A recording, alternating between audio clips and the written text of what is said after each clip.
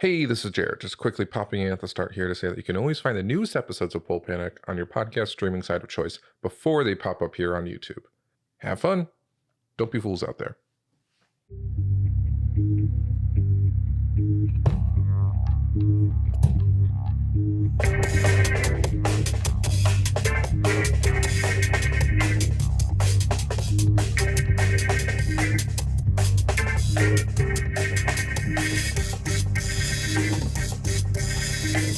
Welcome to Pulp Panic, a fiasco actual play podcast that is an anthology of deception, debauchery, and desperation. Pulp Panic is not for the faint of heart, and any content warnings can be found in our episode description.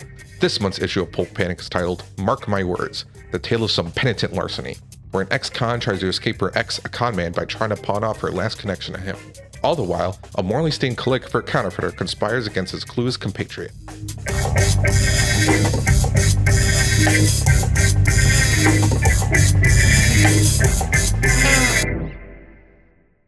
Wow, my burp just went. It just went Receded. six more weeks of winter and just went down. It'll come back. That's when the Vatican would cut off Du Bois' testicles so they could sing good. Is that how it works?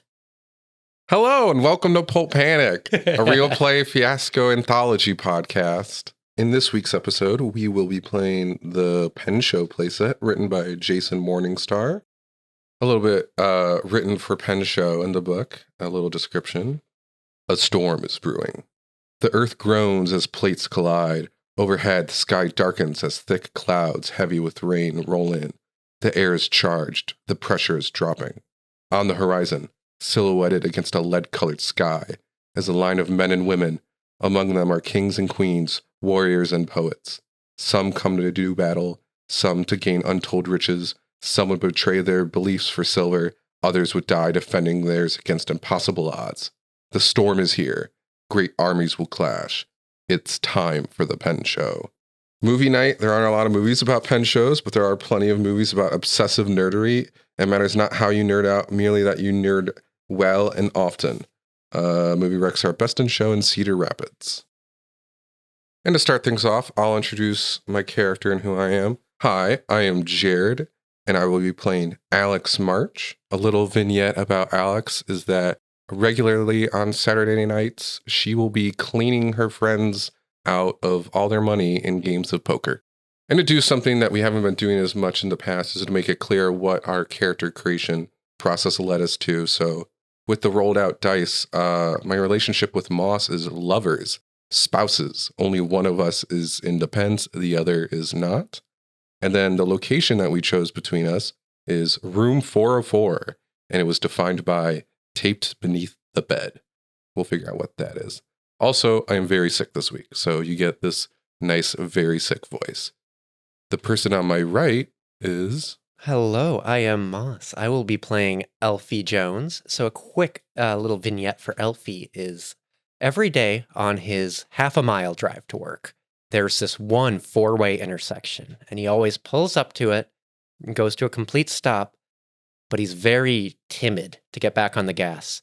So people who are waiting on the four-way stop, when it's his turn to go, feel like they've waited long enough and will just drive off in front of him. So he keeps getting blocked off, and he can't get through the four-way intersection because he's too timid of a driver. Aww. Oh, Alfie.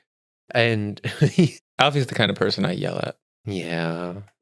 And so then my relationship with Lucci to my right is going to be poets, calligraphers by day, drunk calligraphers by night, with the location lectures in the orchard room, defined with how to buy pens. Hi, I'm Lucci, and I play Edward von Faber-Castell. I am a calligrapher by day. Money's not doing too well in the calligraphy business, so I forge certificates to get more money for stolen pens. And a little vignette of my character is him with a group of people. He's very trusted among the pen community, so he's getting shown a certificate for an expensive pen, and he gets to see it with his eyes, and he's smiling and he's laughing, and he just looks very comfortable among them, and they obviously trust him. And then we see him later at night at his desk with ink, doing a perfect rendition from memory of the certificate he saw in the moonlight and he's scribbling like a maniac, very serious. All the like warmth in his eyes from earlier gone, and he just takes a drink from a flask in the inside of his mouth. This is stained black. Yeah, that's that shit. Yeah.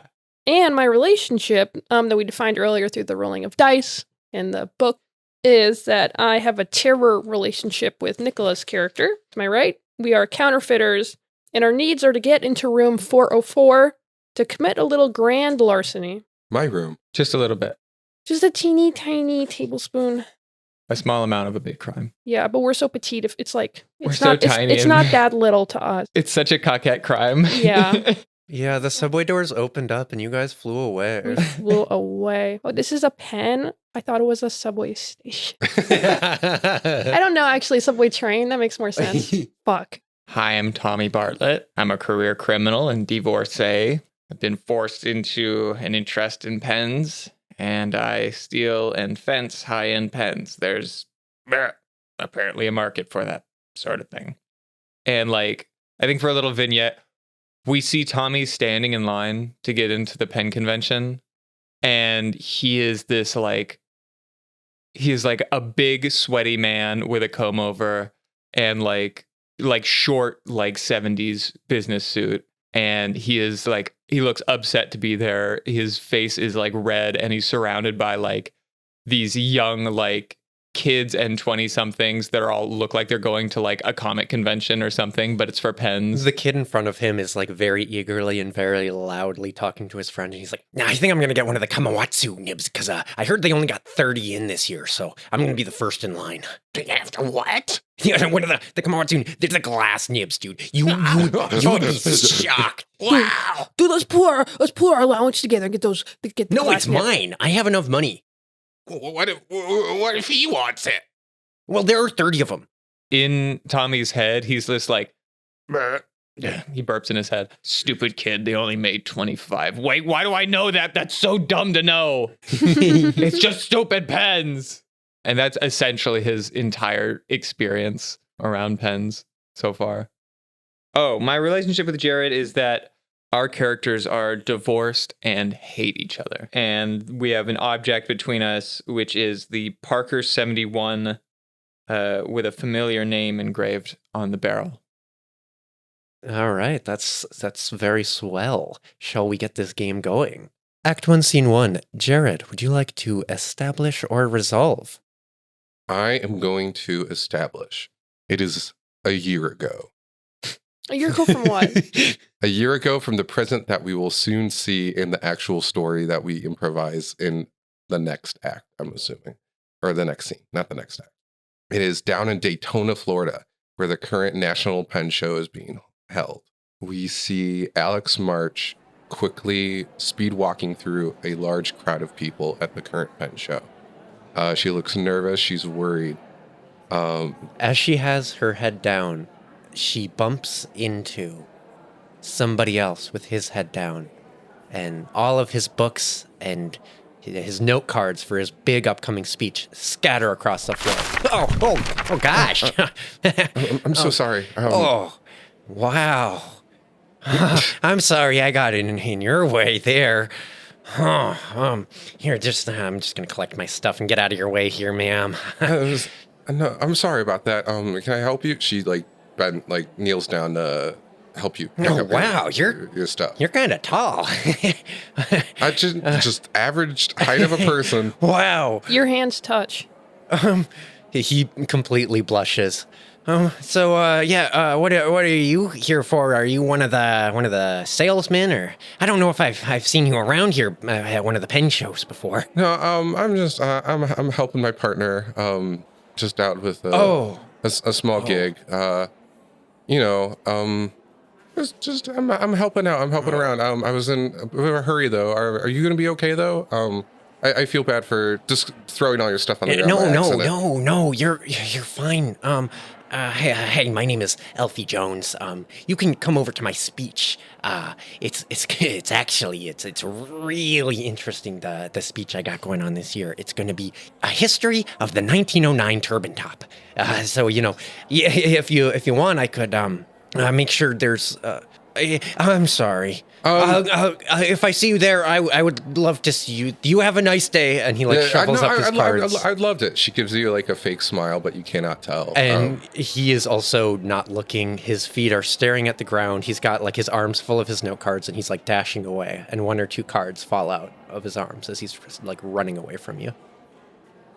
As Alfie walks away, a bulky man in a sort of more retro suit than what should be comes over to you. As he comes up, he sort of slips a flask back into his inner jacket pocket, and he just goes, "What the hell was that?" Sorry. No, just I accidentally tripped on A friend of yours? squirmy little guy. No, I don't know him at all. No. Hey, can we go talk over in the corner? Yeah. Just a little bit. Sure, let's go. And we walk away, and we find ourselves a little corner to kind of talk in shadows with.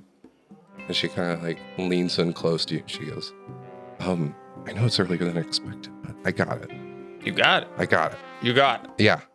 And she pulls out a tiny little cardboard box about the size of a pen from a pantsuit jacket pocket. And then she's like, yeah, no, I got it. I need a place to store it though, because I know this is earlier and they're going to be freaked out, but I saw the opportunity and I took it. They don't know me at all. I can take it. Okay. And then she reaches into her jacket pocket and takes out a different cardboard box that has about the same weight and feel of the pen and gives it to you. Okay, just keep it with you, and yeah, thank you. See you back in the room later. Yeah, as you turn to walk away, he grabs you by the hip and he takes your chin in his other hand and goes, "Hey, things are gonna get better after this. Yeah, it's gonna get great. Things are gonna be good. Go." And he kind of shoos you up. And as Alex walks away, I think she's looking kind of for a place to duck down and kind of hide, because she has no intention of going to that hotel room. So I think she actually takes Alfie up on his offer and goes to a lecture on what was it? The history of the 1909 turban top. And so I think as you walk in, it's mid-lecture. By the time you did the handoff and everything, and you're getting back there, it's the lights are all dimmed, and he's up on stage, and he's like, and what's really fascinating here is there are some unique design elements that really you did not see for probably 50 years. Until they were here, but they didn't become industry standards until 50 years later. That's just how ahead of its time this 1909 turban top is. And as he's saying that, he kind of looks over at you as you're walking in, and he smiles and blushes a little bit, and he's like, "Oh, yeah, really, this is just really quite." Oh, sorry. And he wanders over and opens up a water bottle and is wipes some sweat off his forehead with a handkerchief. Yeah, really. The other thing that it did quite well. Fade to black. End scene. I established, so y'all say what that was. Good dice for you. You got what you wanted. Yeah. And in this first act, we will be giving away our dice. I am gonna give that dice away to good old Alfie for being a cute little nerd. Aww. Act 1, Scene 2. Boss, will you establish or resolve? I would like to establish. It is Alfie, and he is on the first morning of the pen show. It doesn't start until 10 a.m. It's about 7 o'clock right now, but he's wandered down, and he is grabbing from their small station wagon his espresso machine that he couldn't leave at home. He wanted to make a nice espresso for himself at the hotel, so he carries it up. He wanders through the hotel lobby, and he's wearing some very, very nerdy pocket protector sweater vest. He's going the full look. He's got a very nerdy mustache. It would be a porn stash if he was more masculine. That's a good look. His hair, he didn't comb it well. He combed it, but not well. And so he goes in, and I think Alex is still asleep in bed, but he plugs in the machine, and he very quietly makes a couple of cups of espresso. and opens up the curtains, and he wanders over and gives a glass to Alex, and he leans over and kisses her on the forehead. Wakey, wakey. Morning. Thank you. I was hoping to get some coffee. Yeah, so you really think my speech is going to do good this year? I'm a little nervous to go for some of the more the beginner crowd, because normally I'm on like the history of certain pens, but this year it's a little I don't know, it's very very exciting. You're gonna do great, honey. I just think it's going to be a bigger crowd than I've ever really done this for. No, but you, even though I still do not understand pens at all, honey. I'm glad you're here. Your enthusiasm and infectious is what draw me in closer to you, and I'm sure all these newbies out there are gonna love to hear what you have to say about how to buy pens. Yeah, thank you. Oh gosh, yeah, dear. I was thinking last night. I couldn't quite get to sleep, and I used to fantasize about like be running a big tech company or something. But that was just fantasies of a teenage boy. And you're a man now. Sure, I'm a man now, and sure, if I had gone down that route, I could have a little bit more money. But you know what I'd never had in any of those fantasies? Was a nice cup of espresso. There's just something about reality that, you can't account for all the little things. You can't account for the bird songs. No, I can. And there's just, I think I have everything I could ever, anything I could ever ask for here with you. And this has just been the best year of my life. Yeah, no. I love having our little coffee mornings together. It's absolutely delightful. And it goes really beyond the coffee, really. It's just you in general. And no, I don't want to spring this on you too suddenly, but I'm kind of thinking about asking you something important later at the pen convention. Oh, but I just thought I'd let you know. That's, because if that would make you uncomfortable if I did that at the convention, I could avoid doing that. But just make sure it's a good moment, I guess, and just not like out of nowhere. No. I mean, heck, you'll always look really good no matter what. So it'll always be a good moment there. Yeah. Oh gosh, I'm sorry. Did I just ruin that? No, not at all. I shouldn't. I'm sorry. No. Yeah, no, Alfie, let's just maybe not today, but like I think sometime during the pen show. Really? I want to have a conversation. I want to have a conversation about some stuff first. Yeah. So, oh gosh. Okay. Oh gosh. Oh no. No, hey, God, I fucked up here. No, you didn't. You didn't at all. Okay, no, here, I'm sorry there. Okay. Hey. I need to get some of my finances in check first, like. No, you see, that was rude of me to ask like that. No. I like that you're inquiring and kind of making sure that things are lined up on my end. It's very nice and thoughtful of you. Okay. Well, we got a couple hours here. I want to get down to the convention center early, since I'm the opening speech. Wow. You're gonna do great, honey. Oh man. Ooh, well, that's a load off my back. Hey, Alfie, why don't you show me around the show floor? I want to kind of look at some of the vendors, see if they have any fun merch or like souvenirs from out here in Poppleton. Yeah, that would be a spectacular time. Oh man. Oh gosh.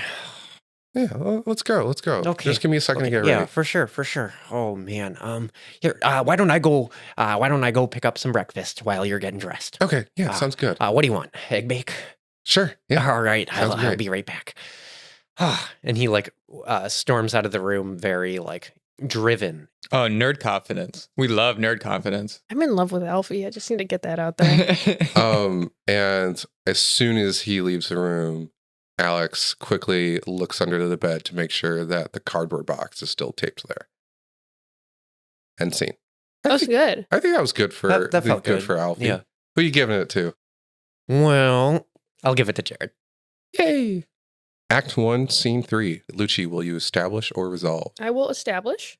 So, Edward von Faber-Castell is at a calligraphy stand during the day. There's someone at his stand, and he's in the midst of trying to negotiate a way to make more money off of this single customer. Yes, I'm having the Anvil family reunion. And I require a very beautiful calligraphy card. What is your fee? Well, as I've already said, it's $20 a card. Yes, so $20. Just, okay, But- I'll do it. I know, but it's just that, traditionally, it would just probably be nicer if everyone got a handwritten one. Traditionally, photocopiers didn't exist. That's why traditionally it went that way. Every time you photocopy a handwritten invitation, it loses its resolution just a little Well, bit. I'm not gonna photocopy the photocopy. I understand the way that photocopiers work. Yeah, I know, but your family deserves the best. Well, there are lots of calligraphers, sir. I can go anywhere else I want. No. Tell you what, I'll give you $40 for the one card. You do it up extra special for the Anvil family reunion. Yeah, that is so kind of you, sir. Yes, Thank you for I that. would agree. I will happily do your family reunion invitation, your singular family reunion invitation. And I pull Hey, out... I'm paying you double. Yeah, You should be grateful. I am grateful for you, sir. You're very kind. And I pull out a piece of paper, and I'm like, I wonder if your family... Do you have any rose-tinted stationery?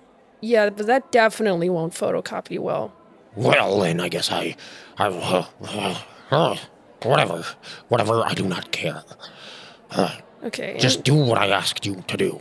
I have the money, you have the product. Of course, sir, and I really appreciate you supporting the calligraphy arts. It's very kind of you. And I pull out my little ink thing, and I write Anvil in big, curvy letters, and I put a little stank on the dot of the I. Family reunion. And I'm like, what's the date for the reunion? Yes, it's August 23rd, 1998. I look at the invitation very dead-eyed, and there's spit all over it from this person. I just drag the ink through it, and I do it 1998, put it in a letter, hold it up for him, and I'm like, okay, that'll be $40, sir. There's 40 big ones. And then he takes out 2 single-dollar bills. And there's a tip. I give him a really big, it feels really earnest in the time, and I'm like, thank you, sir, that's very kind of you. And he wanders out into the convention hall. I lean back in my chair, and just the smile leaves my face, and I just stare into the distance, just this dark look, just pissed off. I watch him go, and I'm just fucking pissed. I start stabbing a pen into my leg. Oh my god. Whoa. No, that's what I'm doing. How old are you? 40. 40? Okay. And I'm fine as hell. Take a swig from a bottle, and I just sit there, and I just go, where the fuck is he? It's like a point of view shot, and the bottle goes up and blocks your vision of what's in front of you, and then it comes down, and Tommy Bartlett's standing in front of you. Bigger gut than last we saw him. Same suit, dirtier and more wrinkled. Oh. And just a lot less hair on the top of his head. Things are getting combed over. You're late. We said we'd meet up at noon. Better have something good. Well, I'm a lot of things. And yeah, I have something good. He opens his suit jacket, and you can see just for a brief moment, and you can see he has 4 or 5 sort of mid-range pens. It's not great. It wasn't a great day. Is that it? Well, first day of the convention. I'm Exactly. still scouting things out and saying things. Well, how have you been doing? I just saw how things went for you making money the clean way. Yeah, okay. First day of convention, when all the pens are still here, none of them have been sold yet. I expect better. It's not even an auction tonight. It's going to be later anyway. It'll be okay. I got a line. I've been hearing rumors about, and he leans in and puts his hand right next to his mouth. There's a Parker 71 floating around here somewhere. Where is it? I don't know. I just heard talk. There's some rumors at the bar. somewhere. Someone's got it. We gotta find it. There's only 174 of them. And this one's special. Why is this one special? This one was owned by our fine organizer and editor. And he like gestures up to a banner on the wall of Alan Clark. It's a 1 of 174, and it's Alec Clark's personal pen. Al Clark's Or personal. was. It's flown around this convention this year. I want it. That's 100 of those stupid pens you got in your jacket. We've got to get that pen. You've got to get that pen. And I will. Look at me. I'm not. And he like looks down. He's like, all right, well, maybe don't look at me. But I am very responsible, and I will take care of this. Mm-hmm. Just need to figure out how. If we're going to get that pen, make that certificate, and make a profit, I'm going to need you to bring it to me by tomorrow night. Do you think you can do that? Tomorrow. Mm-hmm. Yeah. Yeah, I can do that. I can get that done. Okay, good. Well, standing here isn't really going to help you. All right. I get it. He like kind of like does a double take and sees that there's like a churro stand at the convention. He goes, I think I need to. You don't need a churro. No, I think I need to investigate something. You have a good one, Sparka. Whatever. You've had too many churros. And he like his gaze does not break from the churro stand as he just kind of like sidestep walks away. I watched, super pissed off because I can see the churro stand. End scene. Yeah. Good or bad die? I have a lead on a big pen. Yeah. I mean, you have a lead. I think overall, good.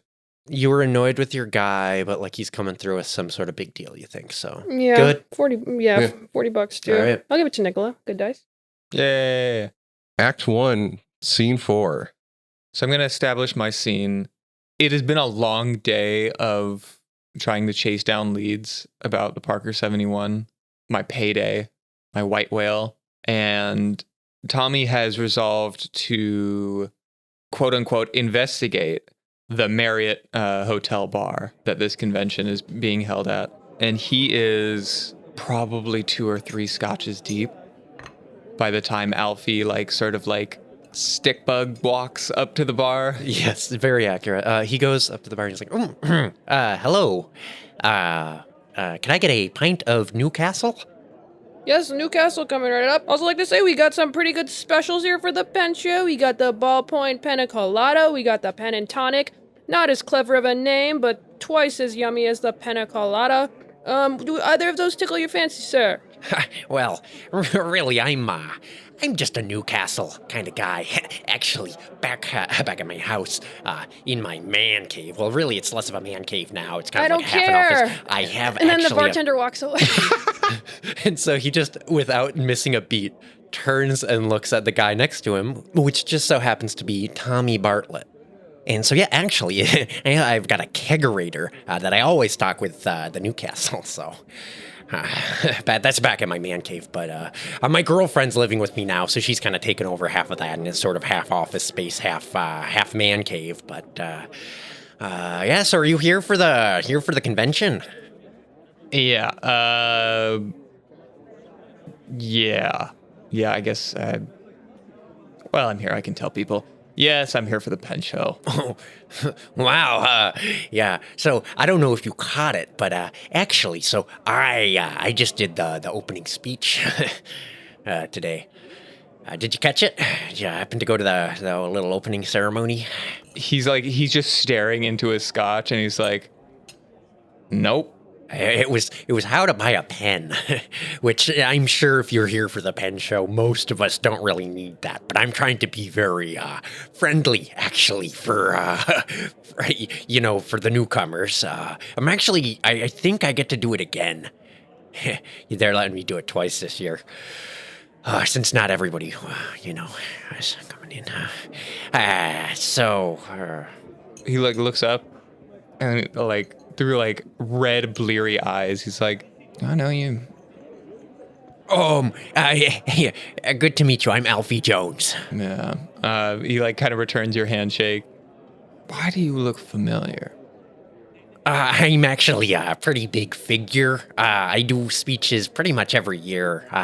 Last year it was really cool. It was on the 1909 Turban Top, which is very, very fascinating. I don't know if you know much about them. They really were ahead of the curve. In Daytona? Yep. You were there?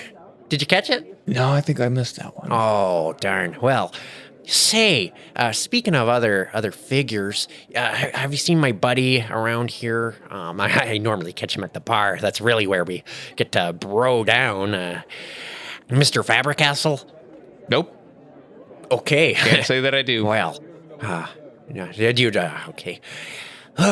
More on the pen sailing side than the actual use of them. So. Oh, well, no, you see, Mr. Fabricastle, I think, does sell some pens, so, really, I think you'd be quite into knowing, but This is like the one place where he feels like okay talking to someone at a bar, because it's the only time he's ever at a bar. Yes.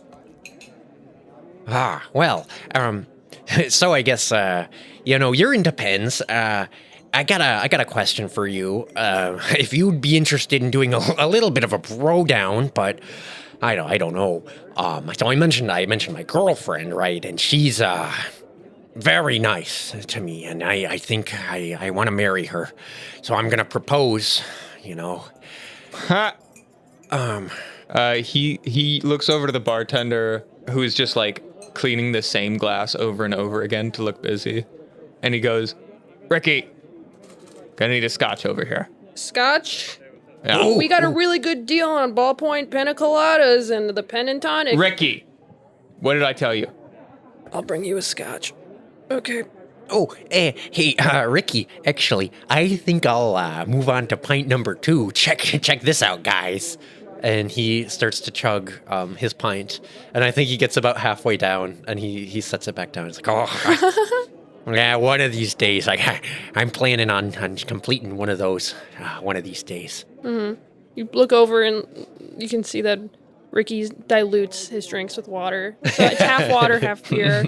And he's still, like, probably pretty wasted. Like, Tommy sees him diluting the drink, and he just gives him a little scumbag nod of like, yeah. mm-hmm, get more Fucking money. Diluting beer is insane. Yeah, that's crazy. You know what? Just out of curiosity and several fingers of scotch, what's Lucky Lady's name? Oh, well, she's my little Pooh Bear to me. But, yeah. No, it's there. Her name is Alex. Alex, huh? Yep. Oh, gosh. She sure is a lovely lady. I actually met her at last year's pen festival, so. Daytona 96? Daytona 96, yeah. Really? Yeah. Oh, that was sure. That was just a swell one, quite frankly. Yeah. No, but you see, actually, this morning I asked her if it would be okay if I proposed to her during the pen show, and she did say that we needed to talk about it tonight. So I'm actually kind of nervous here, and I was really hoping for a little bit of male support, a little bit of camaraderie. Like, just to himself, Tommy pats the divorce papers for his soon-to-be ex-wife, Alex, and he just has this like a beat of like, huh, and then he like kind of refreshes his face and looks at Alfie, and he just goes, "That's great. Marriage is an institution of light." Yeah, I've never really seen myself getting married because none of my relationships really last that long. But this has just been really nice. You know, are you staying here in the hotel here? Oh yes. I'm down in room 404. Actually, it's got a really great view. It's looking north across that great big parking lot to that fancy new mall. Wow. You know, I heard, I just bring it up because I heard a calligrapher guy on the 3rd floor was throwing some crazy parties, or was planning to this weekend. Oh, I do some calligraphy. That could be my Mr. Fabricastle. Fabricastle, you say? Yes, that could be my guy, because he likes a little bit of he does like a little bit of a bro down. I have heard that. Yeah. I don't know. So it's just like I'm getting nervous because she seemed receptive to the idea of me asking her to marry her, but she seemed like it was a little bit stressful. So I just don't want to I don't know. Maybe I overstepped and I shouldn't have told her. Maybe she's just mad at me that I ruined the surprise. I just don't know. Well, congratulations on your nuptials. Yeah. I'm It's sure not it'll a be. sure deal yet. I don't need to be getting a big head, Just remember, sometimes things don't work out the way you want them to. That's pretty ominous, mister. Oh. That's just friendly advice. Oh, Just the yeah. way guys talk to each other, right? No, And he I- hits you on the shoulder way too hard. I spilled the rest of my drink all over my lap. Oh, gosh. End scene. He's good because now you have an idea of where that Parker 71 This is now. fucking Act 2 is going to be horrendous for I all of agree. us. I agree. So that was good. Who are you giving the good die to? I'm gonna give the good die to Moss. Act 1, Scene 5. Jared, would you like to establish or resolve? I'm going to establish. I think it is early in the morning of day 2 of the pen show. And I think some vendors are just starting to come out into the show hall. And I think we see Alex walking around, kind of trying to scope things out, scope out a vendor to maybe pawn off a certain object to. Yeah, and as you're walking around, just for a brief moment, you catch me staring really brutally forward. And then when I notice someone looking at me, you see me flip a switch and start smiling and looking all pleasant. And then you just keep walking. She goes, "Huh," and walks away. Yeah, I keep walking. And I think that's when she spots Tommy across the hall. And she kind of instinctually kind of ducks out of the way, tries to duck out of sight. She's like, fuck. Tommy's standing in line at the churro shop again. They're just so damn good. And they're pen-shaped. There usually are. She's like, oh, fuck. Well, no. God damn. And I think she's really debating what to do because she does love Alfie and wants things to be okay, but with the divorce papers not through because of stupid fucking Tommy. But also Tommy will know that she's the one probably with the Parker 71. And that he hates her And that so much. He is, yeah. So I think she's really conflicted right now, but ultimately decides to walk up to the churro line and kind of cut in right behind Tommy. Hey, what the hell? Bitch. And she just kind of waves that guy off. She's like, hey, man. Don't wave me off. Want to fight? Hey, it's not worth it, Bobby. It's not worth it. Your touch calms me down, Rob. Oh, Yeah. He reaches around and puts his hands oh yeah. on the lower belly. Oh, okay. Coming down. Oh, damn, I'm melting. Okay. I'm sorry, lady. I take that back. Thank you.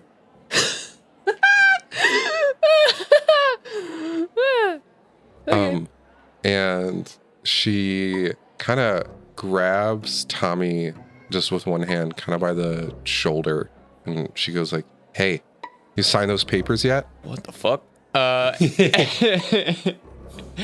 And he turns around and goes, oh God, no, not you, no. The line's too long where he's like, I can't get out of the line because I'll have to wait all over again.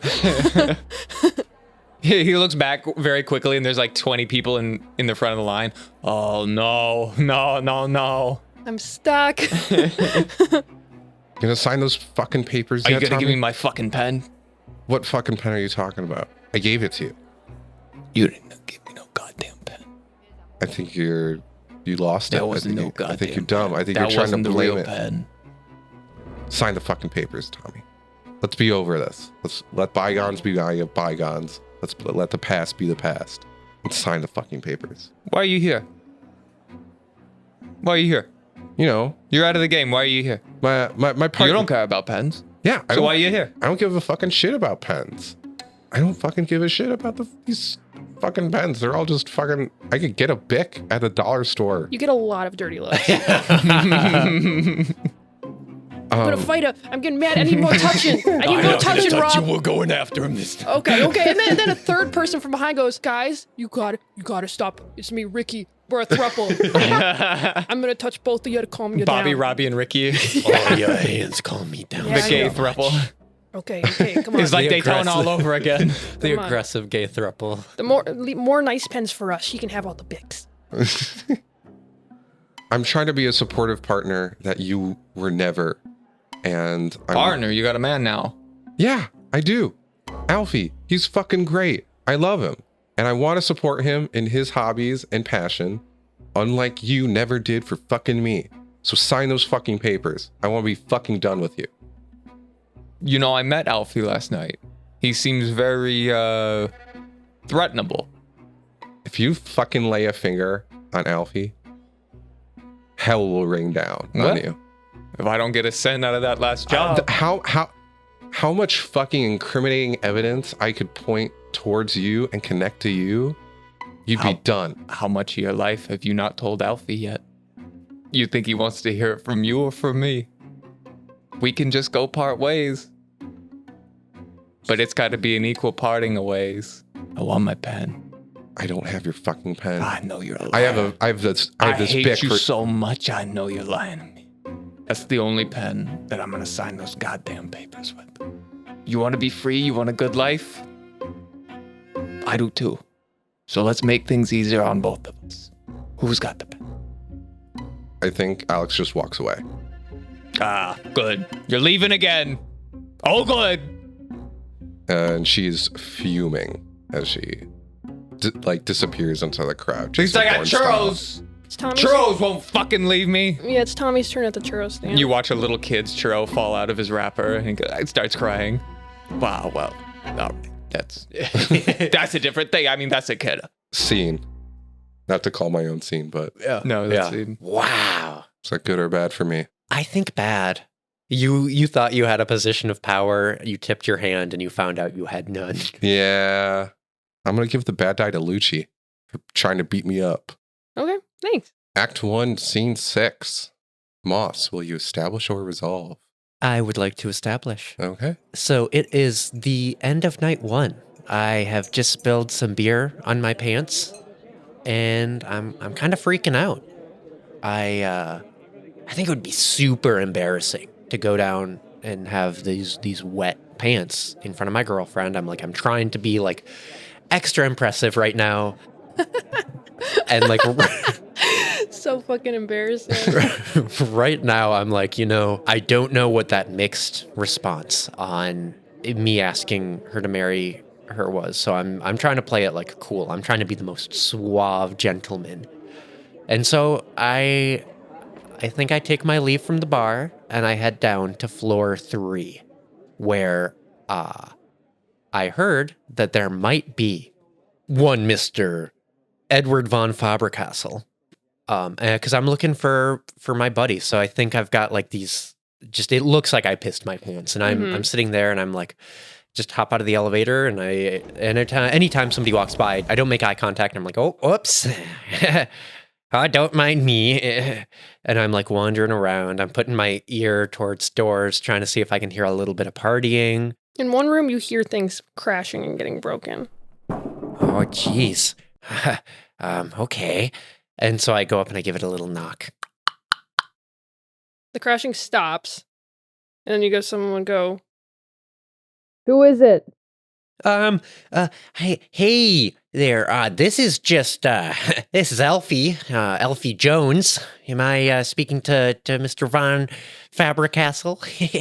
Alfie, yeah. Oh, gosh. What a wonderful, can I just have a minute? I'm in a bit of a pickle here. I can wait. Yeah, I just got out of the shower. I just need a moment to, let me just put on a bathrobe. I would appreciate it if you weren't naked when I got in there. Yeah. Okay, yeah, funny. Okay. He's And- shuffling as he quickly rearranges his room. Don't need another repeat of Tallahassee 93. And then he opens the door, and his hair's dry. He's already wearing clothes, and his teeth are stained black. Oh, And you see that things in his room are A few things have been destroyed, but they're put back where they belong, technically. Oh, wow. It really looks like you're starting the party. Yeah, you just missed everyone. man. It wasn't fun, though, because, pen party ain't a pen party till Alfie's at the pen party, you know? Edward, Yeah? I have a big favor to ask of you. Of course, anything for Alfie. I kind of soiled my pants a little bit, and I point down at my crotch. Oh, wow. It's just beer. Soiled might not have been the right word. That would imply I urinated, but I did not do that. Yeah, okay, come inside. I lead Alfie inside and I close the door. You didn't put the P in pen again, right? Like, this is beer. I'll clean it off. Well, I was just hoping I could take a pair of pants from you for tonight. Yeah. I'd return them. Sure thing, bud. Okay. It's just you see, I got this girl, I think last year I was talking about her and how I was thinking about asking her to date me and stuff and go on a date.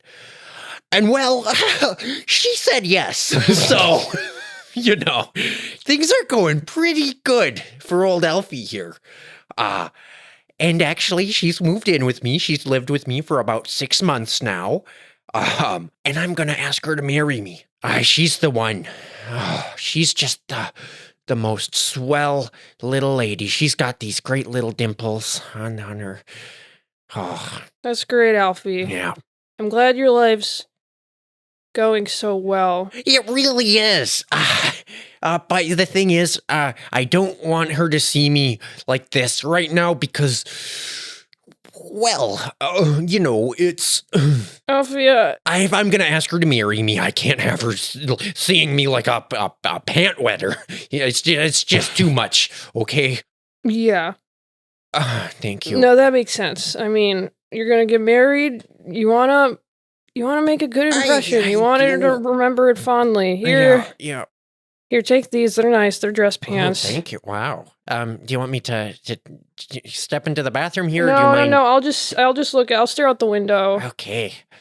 You hear just Alfie's. I say stare into the horizon, and you're changing. I'm like, can I just vent for just a second? While. Yeah, man. I mean, hey, that's what I'm here.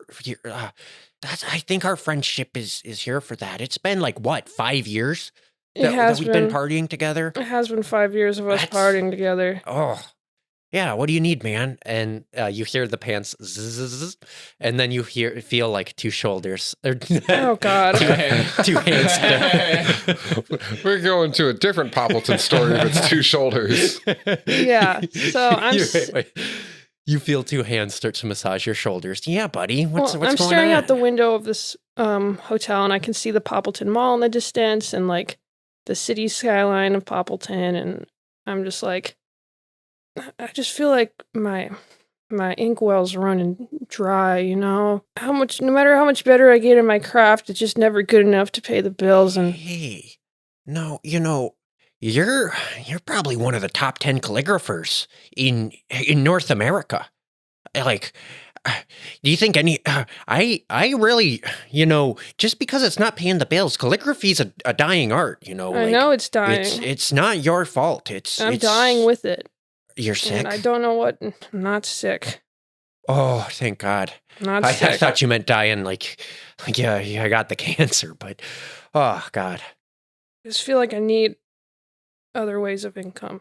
I just feel like, I gotta put this talent to use somehow, and the world keeps pushing me down in a way that's just I don't deserve, because I've been so good to the world, and I just feel like if it's not going to give me good karma I deserve, I should just take it. Look me in the eyes, Edward. If you stopped doing calligraphy, this world would lose out, we would miss you dearly. Yeah, the birthday invitations would have to have Comic Sans instead, and the wedding invitations would have to be typed out in Times New Roman, and people will just find other ways to get their stupid words written in ways that aren't mine, because apparently the way that I do it isn't even worth, $50. Apparently a perfect invitation is, I don't know, as good as you're going to get at this big convention. Oh, buddy. Isn't even enough to cover one of my bills for the month. And that's fine. It doesn't bother me. in the hallway outside, there's a couple walking down, and they just hear, "Fucking Cambria." Hey, buddy. I take a swig from my bottle, and I'm just like, Oh, why don't you always have such new techniques? You show me such new and exciting things. Why don't you show me what you got? Because, quite frankly, I need you to see how much value you bring to my life. Yeah. And I know everybody else down there.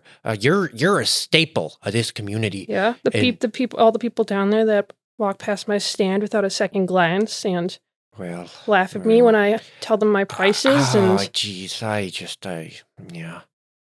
Copy and scan the one invitation they buy. Those people, those are the people you're talking about. Yeah, no, come here, show me this. And Alfie sits down at the desk and he takes out one of your fountain pens. Gets a little inkwell going, and he takes out a piece of stationery. He's like, come here, show me how you do this. And he picks the pen up. Yeah, I can do it. Just reach around, guide my hand. Okay, I do it. Fuck. Okay, I guess we're doing this. Let's go. Maybe just it's all in the wrist. So, yeah. And so here, I think last time we talked over... What's her name? What's the name of the girl you're proposing to? Let's do that. Let's do that. Alex March. Oh, Alex March. Okay. And I do a really big, beautiful A and an L. She's a lucky lady. EX. Yep. Oh, yeah. Do you love her? I really do. Yep. Yep. End scene. Yeah. Fuck the layers to that. What just happened? I really don't know. I need to go take a cold shower. Holy shit. Good? For Moss? What's your goal in that scene? You're technically cheating on your wife. I was trying to get new pants. Oh, you did? Yep. So that was my whole thing. That's how a lot of pornos start. Oh, so no. good. God who damn. Are you giving the good dice to? Yeah, I'm giving it to Lucci for having a weird... You started it. Yeah. You take. And you finished it. You take. You single-handedly made that you game. finished. Act 1, Scene 7, or the second to last scene of Act 1. Will you establish or resolve? Oh, yeah, okay. I'd like to establish Tommy Bartlett is stress eating his churro, and he's walking away from the encounter with his wife. And the churro, right as Tommy's about to take a bite, suddenly vanishes, and he bites his tongue. And then when he looks over, Edward von Faber-Castell is giving him the dirtiest look, and he's holding the churro away, like, if you want this back, follow me. And obviously there's more reasons to follow him, but he's kind of treating him like a child.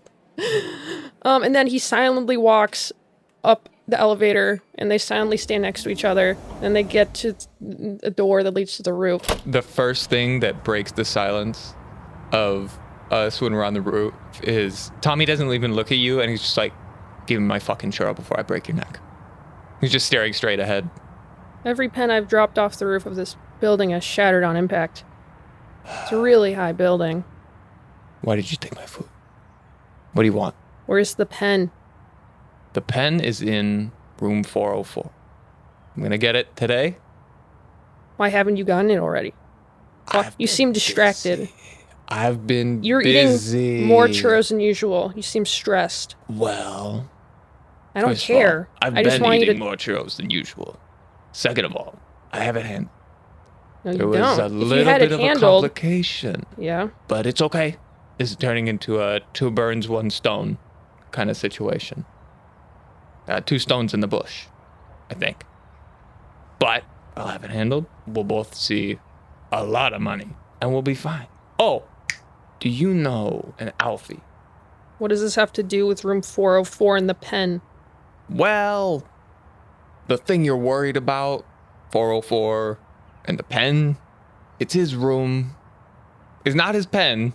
I don't know if he knows about the pen, but it's in his room. And we might have to treat him in such a way that he may not be friends with you after this. I don't care about Alfie. Oh, I'm so glad you said that. Oh, I'm so happy you said that. I start walking along the edge of the building. Okay, do not follow Lucci to the edge of the building. This is something I have learned. And I look over, and I'm like, do you think you'd survive a fall off a building this high? With my luck, yeah, I would. You don't want your payday? Do you want my payday? I just don't feel like working with you is gonna be very helpful. You seem distracted. You know where the pen is, and you haven't gone and grabbed it from that nerd Alfie. You're twice as big as him. I don't understand. I will get it. It'll be all right. My ex-wife might have the pen. Okay, I don't care. I really don't care about your marriage. So I gotta go about it in such a way. Why? So that I don't go to jail. Why would you go to... I don't want to go to prison. You steal pens for a living. You're thinking about prison now? This is a person who knows me, who can identify me later. So I need to do this correctly. Okay. Do it correctly. Be for both of our sakes. Sounds like you're doing it for your sake. But as long as I get the pen by tonight, we should not have a problem. You will. We'll be fine. We'll be clear and free, and we'll both be rich, rich men. And we'll both be using our talents. Okay. Yeah, throw your chair off the roof. Okay. Oh, come on! I throw your... I'm like, go get it. It's like 15 minutes in the goddamn son of a bitch. Oh, your life's so hard. This fucking day. This fucking weekend. Down on the ground, the kid who dropped his churro gets hit on the head with a churro. Some people have all the fucking luck. End scene. So my scene starts with Tommy in the churro line, and Fucking do it. Fucking my do it. new character goal is to finish a churro in scene. That's all I want. That is, number one, cinematic. So was that good or bad for Lucci, that scene? I just want to threaten and kind of like... You have to threaten. I You gotta kinda whooped threaten. ass. Nicola It's hard to threaten someone who doesn't value their life. Yeah, Nicola didn't... Tommy didn't really feel Tommy doesn't feel super receptive to my threats, so I don't know if it was explicitly good. Yeah. Felt a little mid for my character, so I'll take a red die. Okay. Who are you giving it to? I'll give it to Nicola. Scene partner. Yeah. Oh. Act 1, Scene 8. Nicola, the final scene of Act 1. Will you establish or resolve? So I'm going to establish a scene. I mean, I feel like I have to go get it. I have to go The try churro? Wait, the one that fell off the roof or No, no? no, not the goddamn churro. Oh, the pen. Tommy Bartlett is just stepping out of line with 2 churros. Come again, Mr. Bardley. Good to see you again. Yeah, that's great. And he starts to make his way to the hotel area out of the con. Should I close your tab? No, don't do that. Okay. I'll be back. And he makes his way over to the hotel and starts to kind of walk up and down the halls of each ways to see get an impression of how busy these halls are going to be and to see how much time he's going to have to try to get into it. Does he Agent 47 it and get a disguise? Yeah, Tommy goes into the cleaner's sort of office, and with the intention of getting hotel staff clothing and a universal key card to get into the room. And he's going through no dirty blood, no vomit, no.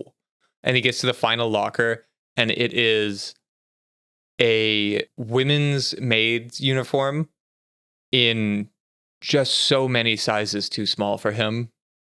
And he goes, all right, one last one. Who cares? Over the vomit one? Over any of the... Just got to get through this one. It's fine. So he comes out in his maid's uniform. I'm going to leave that up to the imagination of the viewer. Dang it. Okay. And he makes his way over to room 404. There is definitely one of those little door handle signs that say don't come in, I'm resting or whatever, don't need service. He knocks on the door. Room cleaning. There's no answer. Sounds like they need room cleaning to me. And he goes ahead and puts the card in. It flashes green and enters into the hotel room. It's empty. It is immaculately clean. Every morning as they're heading out, Alfie goes down and scrubs the surfaces himself. He's very on top of it. Just because he doesn't tip. If you just do it all yourself, then there's no reason to. I've actually gone tip before for doing this. You can just tip yourself. It's fine. It's great. Oh, actually, no. There is a little cup of espresso, with a little note by it. We didn't ask for room cleaning, but if you're here, help yourself to an espresso before you leave. Well, thank you very much. And he just downs it, throws it on the table without placing it back, and he starts investigating. He is going through and checking.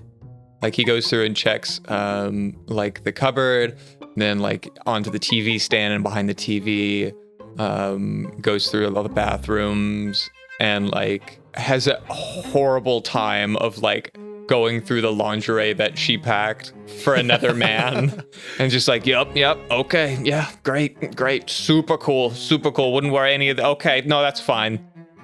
There is a framed picture in the bathroom of the two of them smiling, and it's a really awkward photo where he just looks so uncomfortable and just smiling through it, and it's just framed and facing the shower. And there's the happy couple. Oh, good. And that's when you hear the doors start to jostle. That's not great. What do? I jump into the shower. Classic. I'm in the bathroom, right? Classic. And you can't leave a hotel bathroom without someone in the hotel room seeing you in there, right? Pretty much. Yeah, it's a one way. So I'm jumping in the shower. So they knock and then say, room service. He drops the framed picture he was holding and looking at, and it shatters. And he goes, no, I don't need any of that. Spick and span in here. We're all good. Thank you. How's your day going?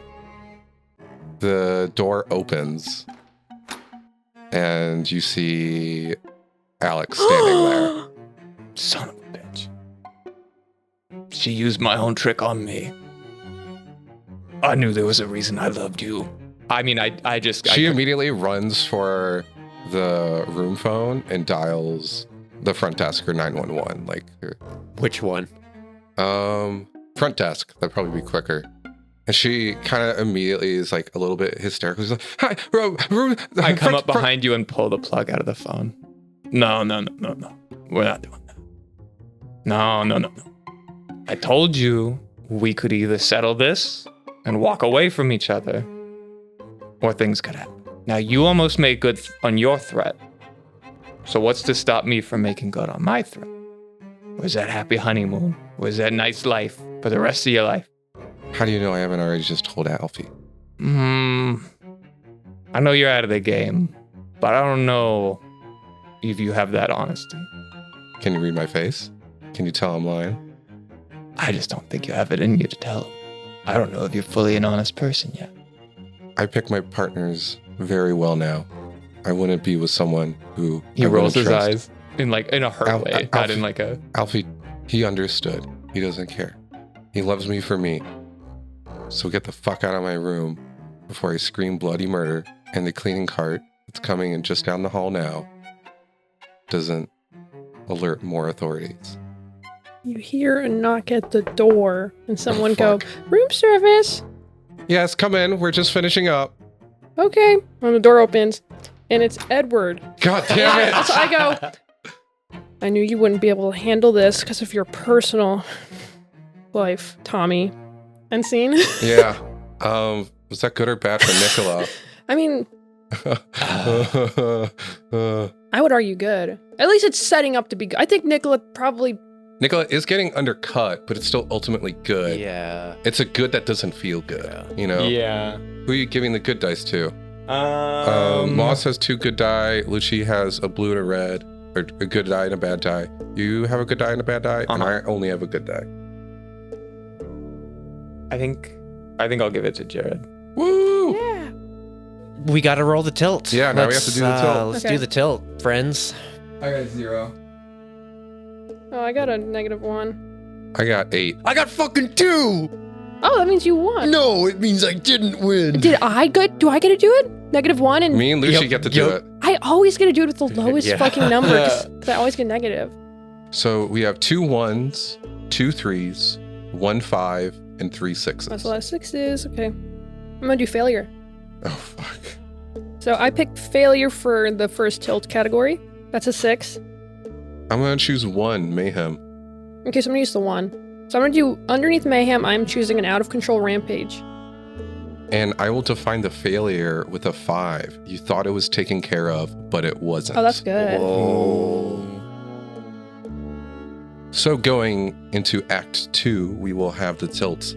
Failure, you thought it was taken care of, but it wasn't. And mayhem, an out of control rampage. Look forward to how those will rear its head in Act 2 in 2 weeks. Thank you so much for listening to our podcast. Thank you to Bully Pulpit Games for letting us use their wonderful game. Thank you to Luca Bonfree for our spectacular intro music. You can follow him at Horrible Smell on Instagram. Most of our production music is by Joel Stedler. You can follow him on his Patreon. Our outro music is Inward by Hans Troost.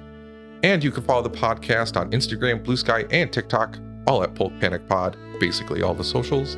This story is based off the Pen Show playset, written by Jason Morningstar, published by Bully Pulpit Games. Don't forget to leave us a review wherever you happen to be listening, and to spread the word about Pulp Panic. It really does help. And thank you again. I have been Jared. I've been Moss. I've been Lucci. And I'm Nicola. Don't be fools. Thank you for listening.